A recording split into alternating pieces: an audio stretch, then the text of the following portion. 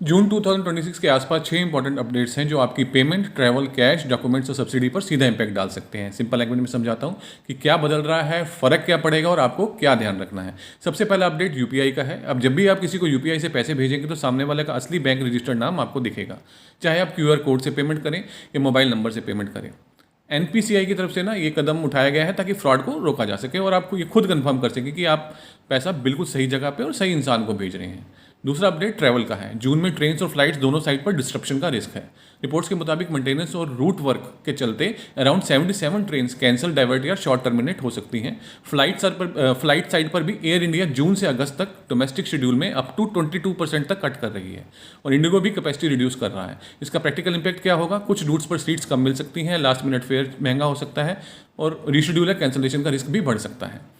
तीसरा update pan rules का है। इसको बिल्कुल बेसिक से समझते हैं। पहले अगर आप बैंक या पोस्ट ऑफिस में एक दिन में 50,000 रुपीज़ से ज़्यादा कैश डिपॉजिट करते थे तो पैन कोड करना पड़ता था। अब रिपोर्टेड न्यू रूल्स के मुताबिक डेली 50,000 रुपीज़ कैश डिपॉजिट वाली पैन रिक्वायरमेंट हटा दी गई है। लेकिन इसका मतलब ये नहीं है कि cash deposit free for all हो गया है। अब फोकस डेली लिमिट से शिफ्ट होकर ईयरली ट्रैकिंग पर आ रहा है।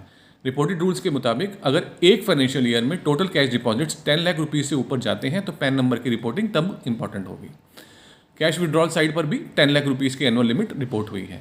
अब चौथा अपडेट एटीएम चार्जेस का है। अगर आप free ATM transaction limit cross कर देते हैं तो कैश विड्रॉल के साथ बैलेंस इंक्वायरी और मिनी स्टेटमेंट जैसी स्मॉल थिंग्स पर भी चार्ज लग सकता है। आरबीआई ने फ्री लिमिट के बाद मैक्सिमम चार्ज 23 रुपीज़ पर ट्रांजैक्शन तक बैंक्स को अलाउ कर दिया है। पांचवा अपडेट आधार डेडलाइन का है। पहले डेडलाइन किस चीज़ की थी ये समझते हैं। गवर्नमेंट ने उन लोगों के लिए फ्री ऑनलाइन आधार डॉक्यूमेंट अपडेट फैसिलिटी दी थी जिनका आधार 10 साल पुराना है या जिनके आइडेंटिटी और एड्रेस डॉक्यूमेंट्स अपडेट नहीं हुए थे।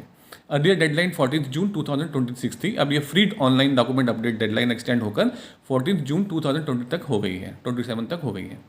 छठा अपडेट पीएम सूर्य घर सोलर स्कीम का है। इस स्कीम में घर की छत पर रूफटॉप सोलर पैनल लगवाने पर एलिजिबल हाउसहोल्ड्स को सब्सिडी मिलती है। अब इंपॉर्टेंट पॉइंट ये है कि सब्सिडी के लिए पैनल और वेंडर गवर्नमेंट की स्कीम के अप्रूव्ड रूल्स के हिसाब से होने चाहिए। सिर्फ चीप पैनल देखकर डिसीजन मत लीजिएगा। अगर पैनल ALMM या DSR कंप्लाइंट नहीं हुआ तो जिस वेंडर से आपने पैनल खरीदा है वो वेंडर अप्रूव्ड नहीं हुआ और तो सब्सिडी क्लेम या रिजेक्ट हो सकती है। तो सोलर पैनल लगवाने से पहले वेंडर से रिटर्न में कंफर्म करिए कि सोलर पैनल की कंपनी गवर्नमेंट की अप्रूव्ड लिस्ट में है, वेंडर अप्रूव्ड है और सब्सिडी एलिजिबिलिटी पोर्टल पर क्लियर है। स्मार्ट कंज्यूमर वही है जो रूल्स चेंज के बाद शॉक नहीं होता, पहले से ही प्रिपेयर्ड होता है। तो share this video with whom you care for. ऐसे ही प्रैक्टिकल अपडेट सिंपल लैंग्वेज में समझने के लिए ये चैनल जरूर फॉलो करिए। धन्यवाद।